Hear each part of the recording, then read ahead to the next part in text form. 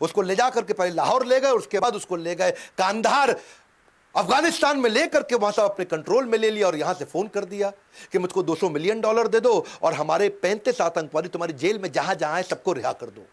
और यहां अजीत डोवाल को बुला लिया गया, भाई अजीत डोवाल आओ संभालो यहां मामला। अजीत डोवाल फटाक पहुंच गए वहां कांधार।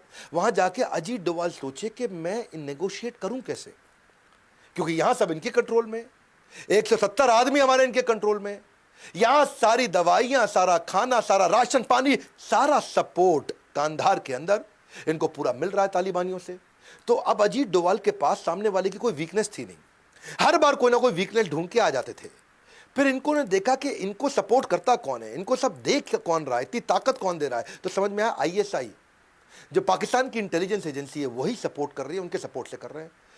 तो उन्होंने कहा कि मैं ऐसा करता हूं, इनकी इंटेलिजेंस एजेंसी को कंफ्यूज करता हूं। बात को समझना भैया, इन्होंने यहां से कुछ ऐसी एक्टिविटी शुरू कर दी जो आईएसआई देख सके, जिससे आईएसआई कंफ्यूज हो जाए। इन्होंने जो जो आतंकवादी की लिस्ट थी उनके बारे में रिसर्च एक्टिवेट कर दी। इन्होंने तुरंत इजराइल फोन लगाया, इजराइल की इंटेलिजेंस एजेंसी से बातचीत शुरू कर दी, रशिया की इंटेलिजेंस एजेंसी से बात करी, यूएस में जगह जगह बातचीत शुरू कर दी। और यहां पे कंफ्यूज हो रहे आईएसआई वाले, बोले कर क्या रहा है अजीत डोवाल। अच्छा, आतंकवादियों को बोला बात करो, उससे बात करो, बोलो कहां है $200 मिलियन मांगो इससे। ये अजीत डोवाल को बोले पैसे दे दो, 35 आतंकवादी दे दो तभी हवाई जहाज छोड़ेंगे। अजीत डोवाल बोले दे रहे हैं, थोड़ा समय दो, पैसे की तैयारी कर रहे हैं, इतने आतंकवादी लेके आने उसकी तैयारी कर रहे हैं, थोड़ा समय दो, समय दो। अजीत डोवाल समय मांगते जा रहे थे और यहां से वो चाहते थे कि आईएसआई को कंफ्यूज करते जाऊं, आईएसआई उनको इंस्ट्रक्शन देता जाएगा। इसको बोलते हैं चाणक्य पंडित। इन्होंने आईएसआई को इतना कंफ्यूज करा दिया कि इन्होंने दुनिया भर में बातचीत शुरू कर दी और आईएसआई को लगा अजीत डोवाल कोई लंबी चौड़ी तैयारी कर रहा है भैया, ऐसा ना हो कोई इजराइल से अटैक करवा दे, ऐसा ना हो कि पीछे रशिया का झगड़ा हुआ करता था इनके साथ अफगानिस्तान में, यहां से अटैक करा दे, कहीं यूएस से कुछ करा दे। अब आईएसआई उनको बोले जल्दी कर लो, जल्दी, को लंबी तैयारी ना कर बैठे, जल्दी करो, जल्दी लंबी तो वो घबरा गए। और यहां इन्होंने बोला, अजीत डोवाल ने, एक आतंकवादी दे सकता हूं बताओ। बोले नहीं, पूरे 35 से एक दे सकता हूं बताओ, 35 से एक दे सकता हूं बताओ। तो वो बोले 170 लोग मार देंगे, एक दे सकता हूं बताओ। तो उन्होंने कहा ठीक है, पहले मौलाना मसूद अजहर दे दो, फिर हमारे को उन्होंने 2 आतंकवादी और बता दिए, ये दे दो। उन्होंने कहा ठीक है, मैं 3 की ट्राई करता हूं लेकिन देना एक चाहता हूं। और यहां से आईएसआई ने बोला देख जो है पैसे वैसे छोड़, ये 3 आतंकवादी जल्दी मंगवा दे हमारे को, ये 3 आदमी चाहिए हमारे को। और बस वही हुआ, वो घबरा गए और फटाफट इन्होंने उनकी साइकोलॉजी से खेला, नेगोशिएट किया, 35 की जगह केवल 3 दिए, $200 मिलियन की जगह कुछ नहीं दिया। और सारे के सारे 170 के 170 लोगों को, खाली एक का देहांत हुआ था, बाकी सबको हवाई जहाज में लेकर चुपचाप वापस इंडिया आ गए। ये थे अजीत डोवाल। बोला एक से ज़्यादा नहीं देना चाहता था वो, तो यहाँ पे पूरे देश का प्रेशर हुआ पड़ा था। वाजपेयी साहब बोल रहे थे जो मांग रहे हैं दे दो, लेकिन जल्दी अपने लोगों को ले आओ, अपने लोगों को ले आओ। तो ये प्रेशर में चलते, अगर प्रेशर ना होता तो शायद एक से ही बचवा के ले आते। Dawood Ibrahim most wanted India का आतंकवादी खत्म कर दिया होता अजीत डोवाल ने।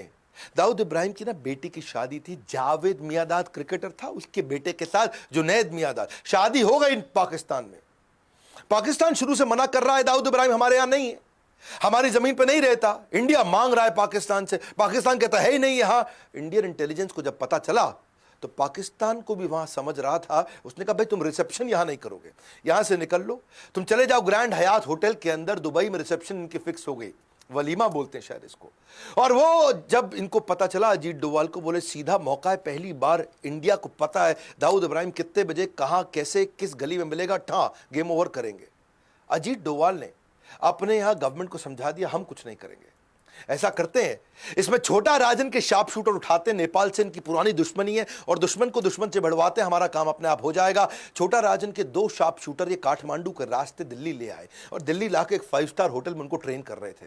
हाँ, क्योंकि इनका जो झगड़ा पुराना झगड़ा था, ये 90s का झगड़ा था, हिंदू डॉन मुस्लिम डॉन, और उस झगड़े को ये भुनाना चाहते थे। और अब इतनी बढ़िया ट्रेनिंग चल रही थी, लेकिन ऐसा मीडिया में सुनने में आता है कि आज भी मुंबई पुलिस में कुछ लोग हैं जिनको दाऊद से शायद तनख्वाह मिलती हो। और वही खबर फैल गई, कमिश्नर ऑफ मुंबई पुलिस तुरंत दिल्ली पहुंच गया और जाकर के उन्होंने रोक दिया उनको, बोला अजीत डोवाल आप नहीं कुछ कर सकते इसमें, मेरे को ये दोनों आतंकवादी चाहिए, मैं इनको ढूंढ रहा था, ये नेपाल से दिल्ली आ गए, अब मैं इनको ले जा रहा हूं। अजीत डोवाल ने समझाया अरे हम बड़े मिशन पे लगे हैं भाई, ये दाऊद को रुक जाओ। नहीं, अजीत डोभाल उस समय रिटायर हो चुके थे और कमिश्नर उस समय स्टैंडिंग कमिश्नर थे, और वो दोनों को लेकर के, वो नेपाली आतंकवादियों को या समझो छोटा राजन के दोनों शार्प शूटर्स को लेके, अगर वो मुंबई पुलिस इस समय हस्तक्षेप नहीं करती तो दाऊद आज इस दुनिया में नहीं होता। अजीत डोभाल इंटेलिजेंट ऐसे हैं, साहस ऐसा है कि बड़ों बड़ों को चकनाचूर कर दे। आईएसआईएस ने इराक को ऑक्यूपाई किया था।